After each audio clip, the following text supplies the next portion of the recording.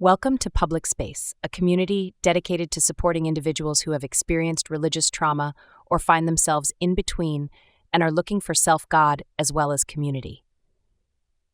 We exist beyond the four walls of colonized religion. Here, we create a safe and vibrant space where members can explore and share spirituality, stories, art, and intellectual inquiry through critical dialogue. Join us as we embark on a journey of healing, self-discovery, and creative expression.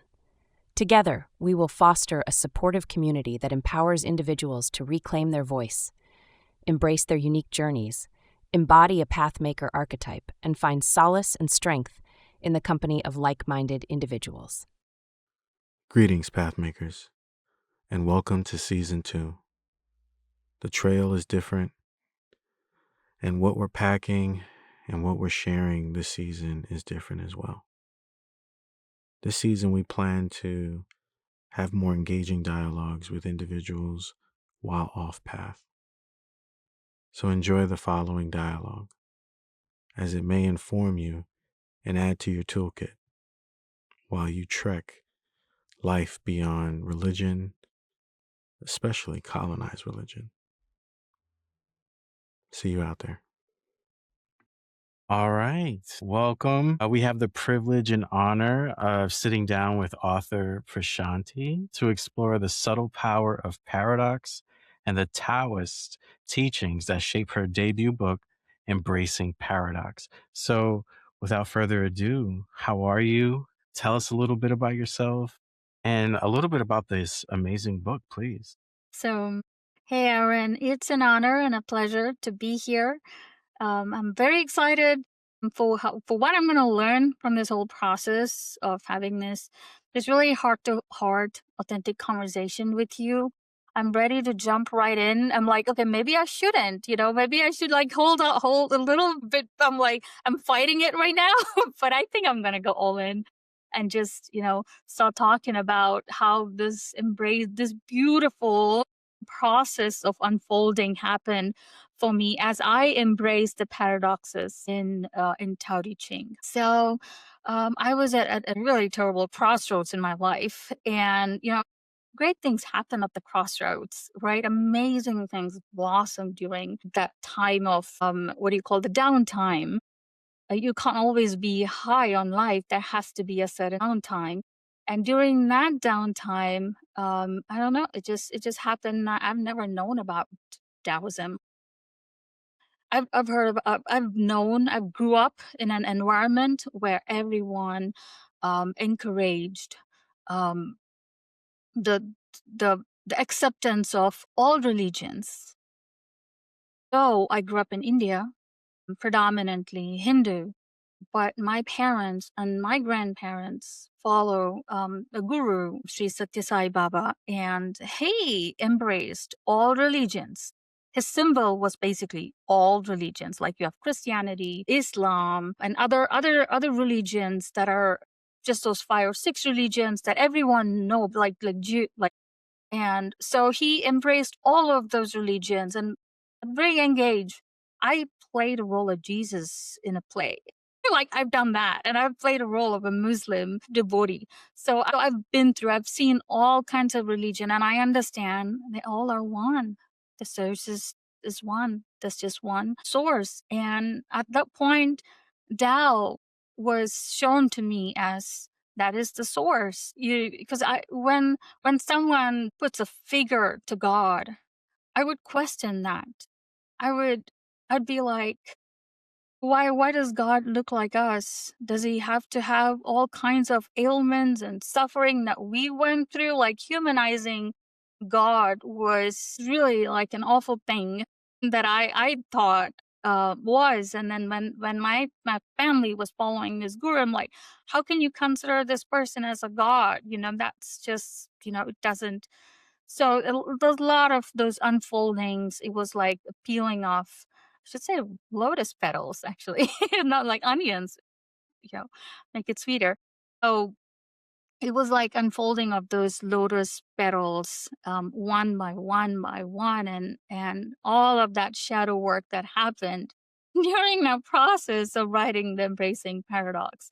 So when I first wanted to do the translation of Tao Te Ching, I was like, okay, I'm just gonna like translate it. I'm not gonna write anything. I'm just gonna translate those 81 verses. That's all I was gonna do. And that's how I was prepared to go that route. And as I read through these various translations of so many folks, so many authors who have been philosophers, and Alan Watts's lot of his discussions on his take on Tao Te Ching, all of that really kind of drew me to go much deeper and write a lot more, like go into the paradoxes. So what I found in these verses were mostly paradoxes. Everything is about paradox in Tao Te Ching, and in Lao Tzu speaks in paradoxes. So I was intrigued by that. Like I didn't even know what the word paradox meant before. Like I didn't even. Yeah, I was so far away. I was so far off, and yeah, I was kind of drawn into that and understanding what the paradoxes meant and kind of paradoxes that I experienced in my own life. So all of that is that book. So it's a very heavy book. Honestly, it's a very heavy. There's a lot of heaviness in that book, meaning that when you read it, you would have to be in a certain space. You just can't read it like while you're driving, or while someone's driving. You just don't.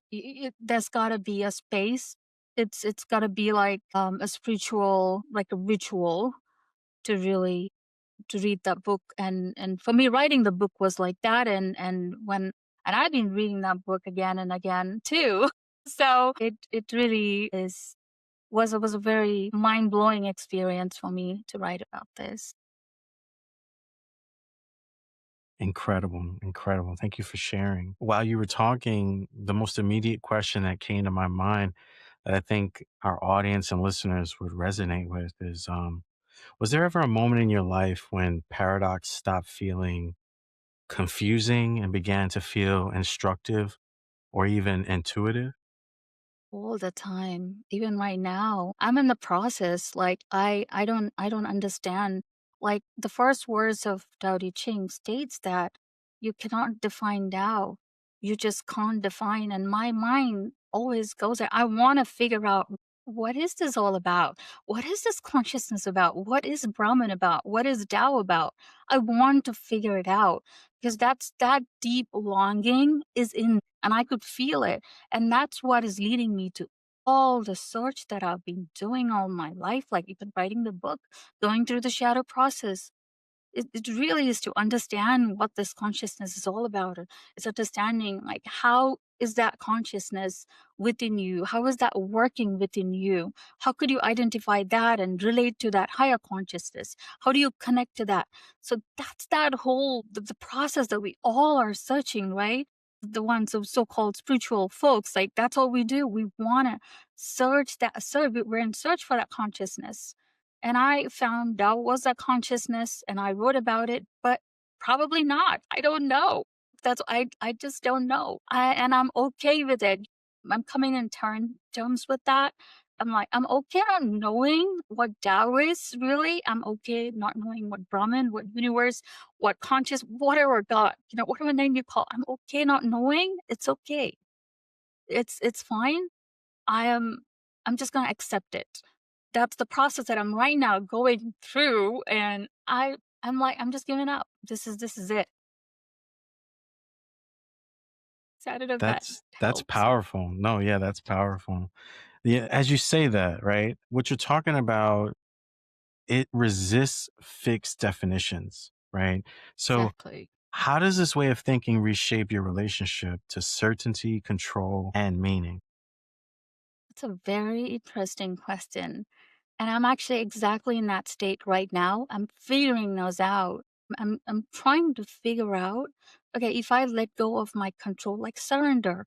My guru says surrender, just surrender. Like, why do I put that stop? Why do I like hold that control? Say, for instance, if I don't ask my daughter to eat every every 5 minutes, or she's at the dinner table, if she's looking at the phones, and I have to say at some point, Ava, can you stop doing that? So it's like, should I just let go and let her find the path and let her figure all of this out? So when it comes to parenting, that's where I also struggle because you don't want to be blamed. Like, people do call people bad parents or bad parenting. That's still there. It's there. And that's a fear of judgment in me that I need to work on. And I'm like, I should be okay with it. So what? I don't want to control her. Let her do her thing. If she's eating, she eats. If she doesn't, she doesn't. It's her destiny. And what will happen. And I have to let that fear of judgment go and be that person that I truly and authentically want to be. Make that space for myself. And it's a process. I'm not there. I'm learning. I think we all are learning as we are talking and as whoever's listening to. I'm pretty sure we all are in this together and we're learning how to process all of this. So I guess we could help each other out, have open conversations in forums like this. And that's why, Aaron, what you do is amazing. Bring people like me and others to come outside and talk and be heard. Otherwise, I'm gonna be in my home. My book's just gonna be there in Amazon. Like, I'm it's just gonna be there. I mean, and what's the point? People that have some information that can be helpful for other folks and who genuinely want to share, we should be able to share in platforms like this. And thank you. Thanks for that. It's an honor. It's our honor and privilege. Thank you. Thank you. And this is such an enriching dialogue, conversation. It's not your typical everyday kind of conversation. We're talking about dense things, complicated things, if we may add, that are spiritual, right? And spirituality Right. does not have a set, fixed definition itself. Like you're mentioning, you were brought up in a multi-faith kind of perspective of life, which is beautiful.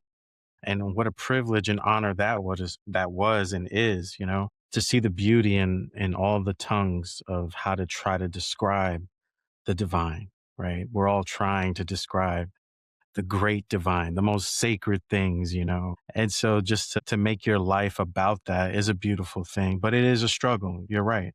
We're not going to be on the top of the shelf selling out, 9 million books or something like that.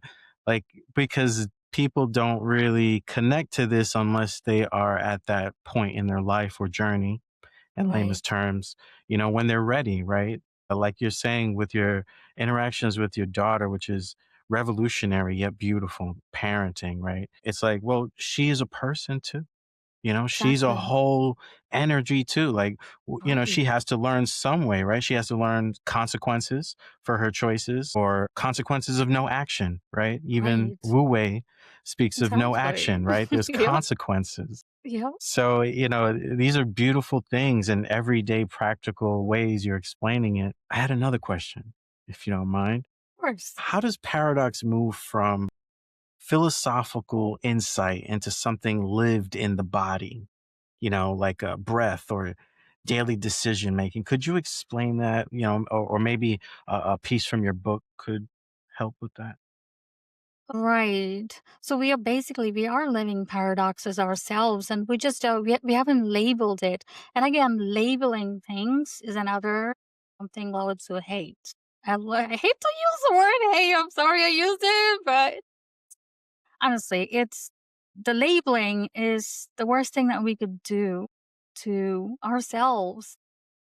So Taoism is all about non-labeling, like pull those labels out. Just take it out and chuck them. You don't need to. So embodying that paradox in everyday lives, it's that's that's a question in itself that we need to, because everything is a paradox. There's every situation that we face is a paradox. So for instance, I wake up every day in the morning, I'm like, I go right to work. I have a full-time job that I do. So I go right to work and I start talking to my team, and I'm having a conversation with the team, and we're just we're just in the midst of it. And I'm constantly deciding about how much information should I say, what should I talk, and a lot of those discussions also happen in your head. So it's kind of, I'm living that paradox. Tao talks about, honestly, the answer is being authentic to yourself. Don't care about labeling them as good or bad or staying in the middle. Just be yourself. That's all that matters. Whatever you think is the right thing to do in that moment, do it.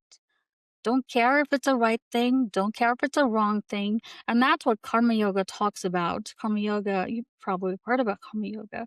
Uh, karma. So what they say is you perform your action, but don't worry about the results. Only when you worry about the results, you start labeling things.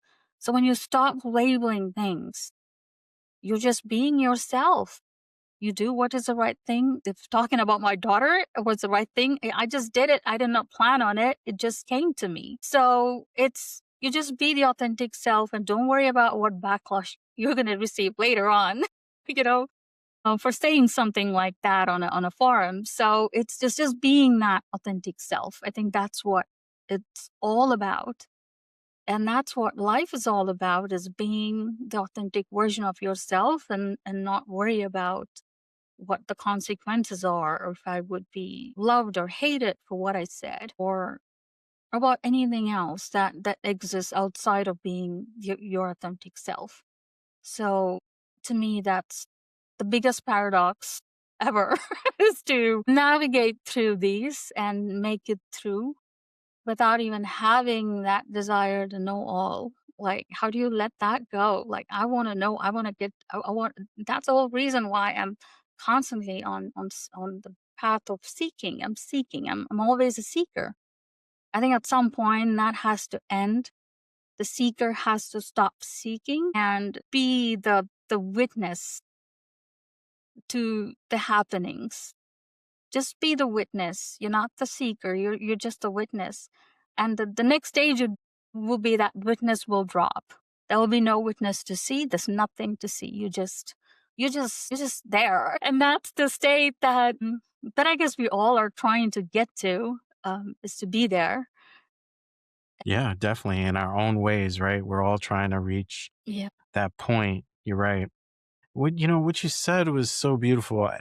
It really struck this visual in my head, and it really was just like a moment. You're right. If things just play its natural state, life would be more balanced, right? Like, God forbid the trees decided to stop being trees, or God forbid the sun stopped being the sun, and decided to do something else. Like, without that, it creates a lot of chaos and instability. But when you think about it, if more things were more authentic, then there's some sort of cosmic design that is very natural to us. Yep. And we are all created, in any time, at any given time, anywhere in space, that, we're for a reason, right? We live Right. through Right. reason and meaning, right? We embody that. So, yeah, what you said was just so powerful. Like, yeah, it's so true. Like, what if these critical things stop being authentic? Would we then see the bigger picture? Like, we too ourselves have to Right. stop doing this because we're kind of messing up the grand design, right? Like, this cosmic flow, like we're going against the current, so to Yep. speak. Exactly. Loads of talks about that in Tao Te Ching too. He talks about, oh my gosh, you actually you brought in a really good point. So he talks about how Tao takes care of everything, the universe, the solar systems. I mean, we're like a speck in that solar system, like not even a speck of a speck of a speck, right? We're so tiny in the grand scheme of the universe. And when Tao was taking care of all of that in perfect harmony. I mean, that's just perfection everywhere in the universe. We're trying to figure out, we can't even make it to Mars. I mean, we're still like, stuck at moon. So we haven't even crossed that threshold. So we're like so tiny and minuscule, and we're like trying to figure out the grand scheme of the master Tao, like of all the universe. I mean, like, isn't that lame? I mean, at some point, that's where we have to give up. Like, I surrender, and we know this, right? We all know we need to surrender, but to get there is really hard, and that's what we all are trying collectively. to let go and let Tao take over, or let that consciousness that's doing all that magic outside of what we see just take care of us, like those tiny little emotions that we feel. Just let it go. Just surrender that to whatever you believe in. So that's the point. But again, it's very hard to get there. We all are trying. We're really trying hard. But at some point, I think awareness is the biggest thing, because we have no control of when we would get to that state of surrender. But we're being aware of this within us. And that awareness is the most important aspect here. And that's all we need to worry or care about at this point in our journey.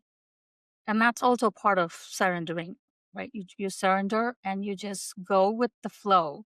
And that's the very popular quote from Tao Te Ching, go with the flow. So yeah, that's the goal. We have to go with the flow, just surrender every single moment. We need to remember in each moment of this life that surrender is the only way out. It's the only way. That's the proven way. The gurus and the gods or the scriptures that are said so far, that the truth is this, that there's only that one consciousness. And our goal is to realize that consciousness. So we know what the end goal is. It's just getting there, and that can be done through surrender, is what they've said. What my guru says as well. Just surrender that he's got it. He's got it. So Yeah, we need to get there. that's powerful. That's powerful. You know, it's interesting. Me, myself, over the years, I've become a student of multi faith and embracing and educating myself, spreading my awareness, increasing my awareness about the different ways humans on this earth have formulated ideas and art and theological perspectives of how God has engaged with us, humanity, on different parts of the earth, right? And a lot of that has to do with our location, right? That has affected how we view and perceive the great divine. So it's just so interesting too. You brought up awareness. It seems like the surrendering is not full surrender, but it's enough for us to be aware of our awareness. And awareness is not that wide of angle, right? It's awareness of our path, our view, Yeah, our authentic purpose, right? So it's really not, exactly. encapsulating everything. You're not meant to know everything, Right, but you're meant right. to know enough for your own path to help you get from wherever you Hmm, are hmm. to where you're going. And I think that is very important, especially during this time and age. People need to try to start understanding that, minding your own business doesn't mean you ignore people, but it means, you're focused on what you Yeah, got to do, and you're not yeah, comparing. You're not trying to be like somebody else. You're trying to yeah. just be you, right? Oh my goodness, I could relate to that, Aaron. I'm so glad you brought this up, because I'm exactly like that. I'm like, I'm just here sitting here minding my own business, because what happens is, what I've seen happen to me in the past is, when you get involved in people's life, you just get caught up in their web of stuff. And then both our webs intertangle and tingle, and it just gets very messy. Like, that energy gets so messy. So we have to stay away. I mean, for our own sake, for their sake, we're honoring the God in them as well, the divine in them, the Tao in them as well. So the best thing that you could do is step away from the drama. When the drama happens, it's not selfish. I'm telling you, it's not selfish. We need to stay, because our energy could impact their energy, and it could get really messy. So it's better to stay in our own. So be in isolation as much as possible, because that's when you really get to self reflect. And when you just get caught up in other people's drama, it's just a lot of density it adds to. It just makes that surrender very difficult. It just makes it very difficult, because there's so many other people and characters, and and their relationship dynamics that all play, and they just take away so much space from your head, that drama, that you can't focus on what really matters, and then you get caught up in the density of people and relationships. So that is something that I recently, not recently, but it's been a process, right? It's been a process. So I figured out that this is the way my life is gonna be, and this is how who I am. I really don't need a lot of people, but I do love people. When I see them, I'm 100%. I'm there. I'm present for them. They are my world when I talk to them, but I'm not gonna be like behind your business. I'm not gonna know things I don't wanna know, because I just wanna love you the way you are. I don't wanna know the drama, because I wanna try and see that God in you. That's all I wanna see. When you add the drama, you get distracted. God's not supposed to behave this way. If God is in you, why are you doing this? A lot of these judgments and questions, and you just get caught up in that drama. So just step out of it and make people aware that, yeah, you love them. You love them. You really love everyone. That's who we are. Unfortunately, we just don't want to be in that mess. But I love you. So that if that matters. Yes, we love you too. This is amazing. You make me think of Jungian psychology when he's talking about the shadow and the archetypes. And it's interesting how, these things are similar, and how when you say surrender, we think of the ego, the human ego, where, Jung would describe it, something that tries to protect you at all times, right? But we don't understand the extent our ego is willing to go to protect what we think is the self, like our identity, who we think we are, And this is a very powerful, invisible mechanism in our mind, right? It's not like we can turn it on or off. It's just instinctual, right? But like you're saying, isolation and many other practices that we've spoken about on this podcast that help us strengthen our spirituality and who Mhm. we are and ground us. These things help us kind of come into relationship with that ego and say, you're not wrong, but I think you need to tone it down. You know, I think that you're not in control. I think I'm in control. Like you're an aspect of me. Like when we're talking about trying to control oneself and the different aspects of ourselves, you mentioned shadow work. Yeah. Yeah. Maybe you can share a little, if it's not too much, about, your adventures into Oh, shadow work wow. and how Okay. that's affected you. Yep. Okay. And that's what the book's all about. I have 81 of those instances in the book. It's basically the work that I went through with each of the words. So, okay, I touched on this at the beginning when you asked me about the embracing paradoxes and how I came about this book. So when I started, I just wanted to like do the translation, and then I read all kinds of translations, and then I processed and I came up with my own version. But for me to come up with my own translation, I had to go through a process. I had to sit with it. I had to sit with each of the words and understand. Like, sitting with paradoxes, my goodness, it does number on your head. It really does. It transforms you when you sit with the paradoxes, because you're meant to sit with the paradoxes, because that's the whole point. You have to stop labeling, and you have to start sitting with both can exist. Good and bad has to exist. They have to exist. And the only way that you can accept this is by being your authentic self. When you stop, because you need bad as much as you need good.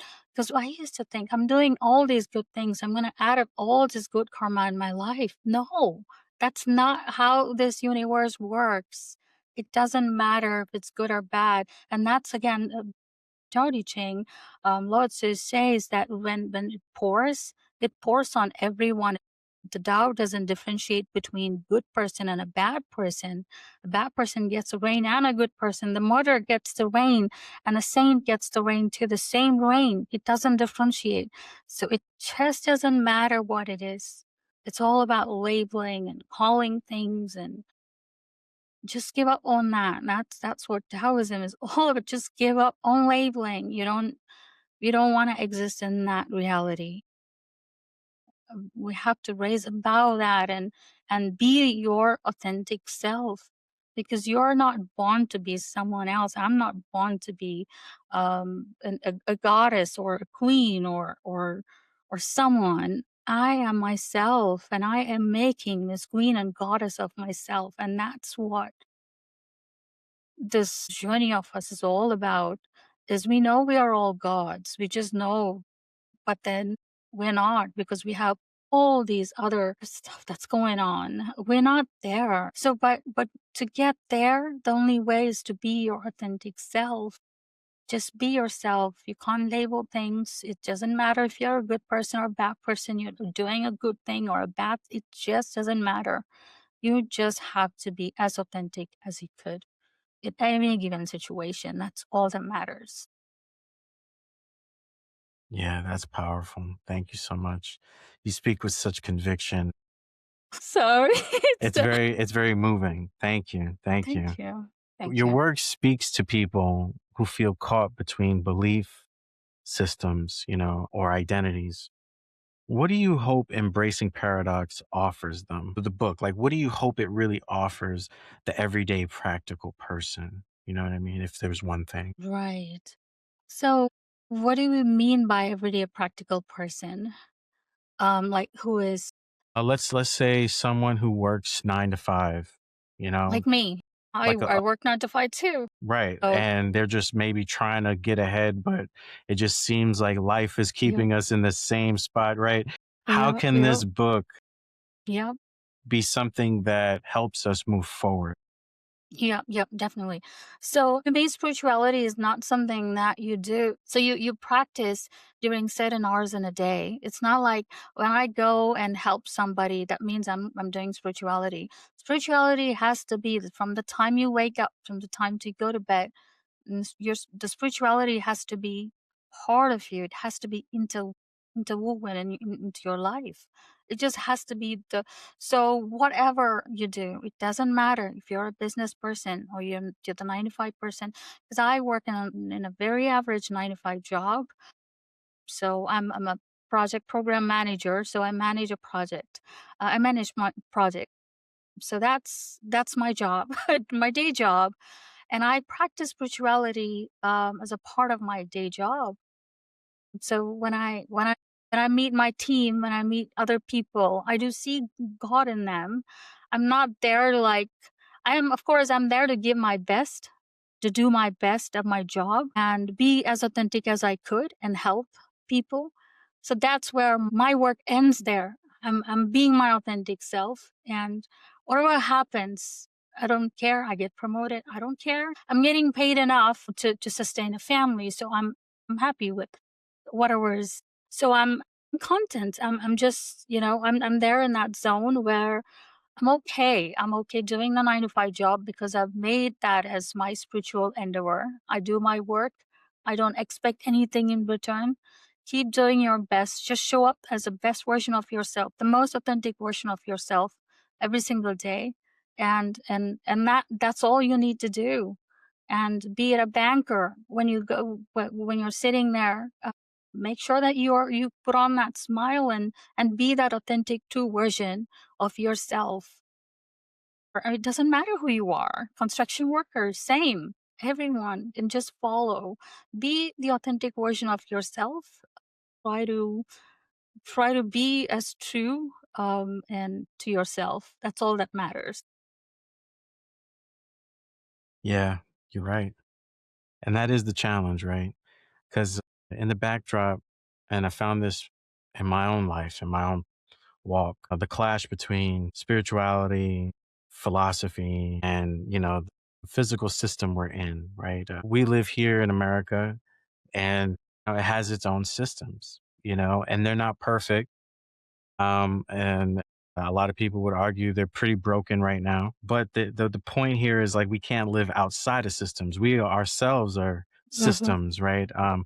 It's all about trying to just get a hint, a little bit more awareness as to how can we exist in this system as broken as it is, and we not emulate that brokenness as much. You know what I mean? You feel me? Yep, yep, yep. And it's hard. It's very hard. It's very difficult. You know, we all have our different levels of privileges because of life's events, right? But Right, right. there's a lot of people right now, most times, suffering. They don't, this world is Mm-hmm. filled with a lot of people that just don't have or have enough, you know?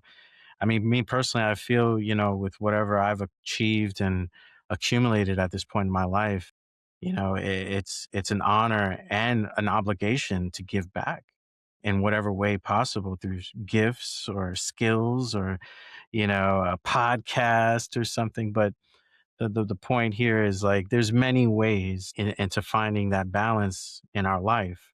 We don't all have to always do it literally the same way. The beautiful thing about the Tao is, you know, it doesn't repeat twice, right? Like it's so unique to everything. It's so relative to everything. Like it's that powerful. You can't deny that it is the very matrix that we are in, and we breathe it, you know, and exhale it, you know, all the time. Energy, right? Energy. Right, right.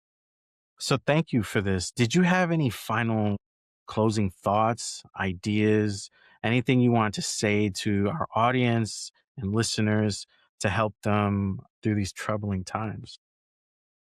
Yeah, definitely. So I want to throw a little bit of background about how Lao Tzu, how he wrote this book. And I have a little story that I just imagined, or I think it just came to me like in a dream. How did Lao Tzu write this book? Like why am I writing that book? Like why am I like wandering on his book? A lot of because I didn't know about Taoism until that night. It was a couple of years ago. Literally a couple of years ago. While I was in the DC on a business trip. I got so sick I couldn't pull myself out of the bed to go to a doctor, and I had to get some help. And I was at that crossroads when Taoism came to me, and um, I was at the lowest of my life, and that's when Taoism came to me. So that lowest in lives are much needed in this grand scheme of things, because for the goodness to exist, the bad must also exist. Because it has to exist. It's all part of the yin and yang is all about that, right? That balance. So it's okay. It's there. The worst things are happening, and just understand that it's happening for a reason, because something great's going to come out of it, and that's the only reason that could ever be. So just relish in that joy that something amazing is going to happen to us, because we're going through this downtime. This downtime is as important as your uptime. You need to come in terms with that, and that's where acceptance plays a big role. Accept it. Everything that's going on, everything's going nuts. It's fine. It's okay. This has to happen for something good to happen. So I'm just gonna accept it. So that's how I process that, the whole. And I stopped. I was on news channels 24/7. They always were running. 4 years ago, I think I went through that process where I just wanted to know. I was hyper vigilant, and I wanted to know everything that's going on in news. And I had to pull myself out. I had to go through this peeling process where I understood that, through writing this book, obviously, as well, that for that to exist, this needs to exist too.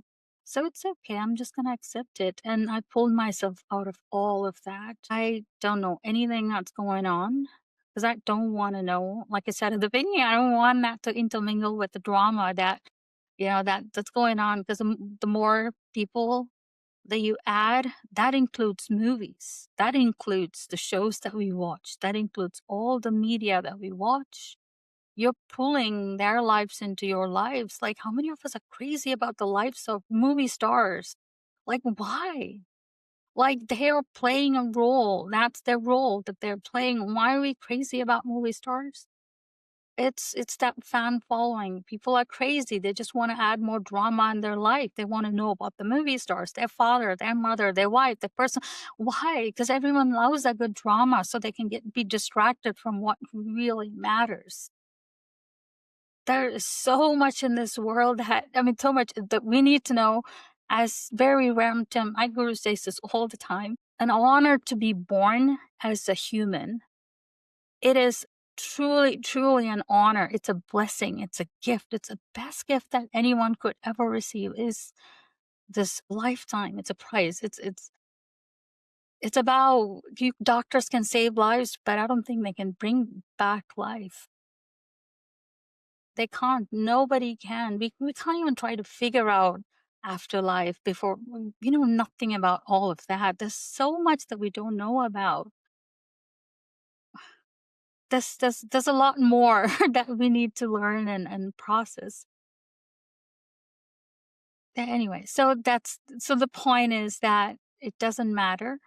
Honestly, just be true to yourself and accept the fact that there is gonna be, the light soon, very soon, and I'm very excited about next year, actually.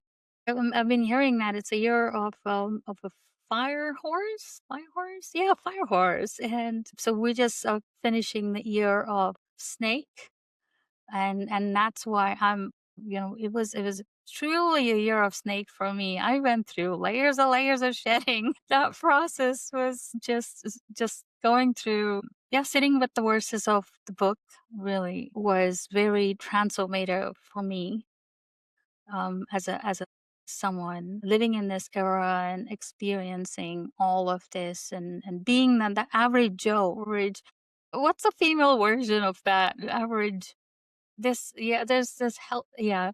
Anyway, I'm like that. I'm a very average person. So yeah, I did my studies and I was a very studious child. All I did was study. I didn't have had no fun. So I'm basically a very average next door girl next door. And I went through a spiritual process just going through this book and I'm like you. So I'm not someone who's got anything. Of course, my guru in my life was the biggest honor, and my he's been really guiding me. I've been holding on to his little toe, and he's been taking me places. That's how I see it. So yeah, it's been that long healing process. And everybody can be that. You can embody that. You can enter weave the spirituality into your daily lives. It's not something that only people that do not have jobs or artists or the creative folks. No, it doesn't matter. You could be a politician and still follow Tao. And Tao Te Ching was actually written for the kings. At the Lao Tzu wrote this for the administrators in the country. So it doesn't matter. Everybody can practice. A child can practice Tao Te Ching. An old person can. It doesn't matter. Age doesn't matter. And that's what I loved about Tao and how they don't have idol worship or they don't worship a human form of a god. It's all about the Tao, that unknown, because it truly is unknown. All this is because we're trying to figure out what that is, but seriously, it's unknown. We can't. With our little tiny brains, we can't. So we have to let it go. We have to just surrender to all of this beauty that's going on and just watch it. Just be that that just looks at the glory of whatever God you believe in or Tao you believe in. You just bask in that glory, and that's all this earth is for. You don't try to figure it out and make a mess. So you wanna you wanna stay as far as so. I mean that's basically my learning. So I'm just pouring it all out here. So that's what my process and what I learned from going through this book was. And if it resonates with any one of you, please. So reach out. I mean you can I think there's a link to my book on the Amazon. So if you're more interested, we'll definitely check it out. I hope it interests you. Yes, definitely, definitely. A link will be in the description. We kind of got a pirate copy last minute, but we definitely will be buying off of Amazon to support you.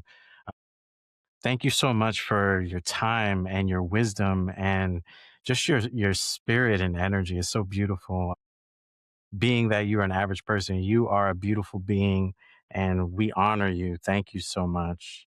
Thank you, Aaron. It was a true honor for me to be here.